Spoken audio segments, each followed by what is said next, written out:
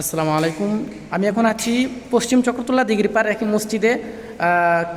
IPS লাগানো হইতেছে সৌরবিদ্যুতের। ভাই এর এখানে কি লাগানো হইতেছে ভাই? এখানে হচ্ছে সোলার ইনভার্টার লাগাইতেছি আমরা গরিবপুর থেকে। এটা দিয়ে কটা ফ্যান চলবে আর কটা লাইট চলবে? এটা 2 কিলোওয়াট, এটা মোটামুটিভাবে 14 থেকে 15টা ফ্যান চলবে, 4-5টা লাইট চলবে। কারণ হচ্ছে আমি বিষয়টা বলতেছি এই কারণে আমাদের চক্রতলা বাজার মসজিদে কিন্তু এরকমটা লাগাইছে, অনেক ভালো সার্ভিস পেতেছে। তো এখানে টোটালি খরচ কত যেতে পারে আইডিয়া?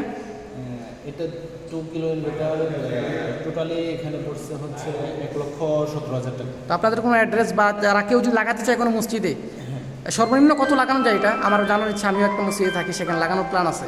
ওইটা মসজিদের উপর ডিপেন্ড করবে, মানে কতটা ফ্যান আছে, কি লেনদেন, ওইটার উপর মানে সর্বনিম্ন একটা হিসাব আছে না? কত সর্বনিম্ন 1.5 কিলো আছে আর কি। ওইটা এটা কত টাকা খরচ করবে? করতে পারে মোটামুটিভাবে 80,000 টাকা। 80,000 টাকা সর্বনিম্ন। সোলার সিস্টেম যেটা, সোলার সিস্টেম শুধু আইপিএস নেয় তাহলে আরো কম পড়বে। এটা কি সরাসরি কারেন্টের সাথে সংযোগ বা এটা সরাসরি কারেন্টের সাথে এবং কি সূর্যের সাথে, সূর্যের সাথে চার্জ হবে? সূর্যের মাধ্যমে চার্জ হবে, প্লাস দিনে যা কিছু ইউজ হবে সব কিছু মানে। তো আপনাদের লোকেশনটা বলে দেন, কেউ যদি কোনো মসজিদে লাগাতে চায় বলে দেন। আমাদের লোকেশন হচ্ছে গরিবপুর বাজার, ইসলামী ব্যাংকের পশ্চিম পাশে মোল্লা ইলেকট্রিক। ওকে, ধন্যবাদ।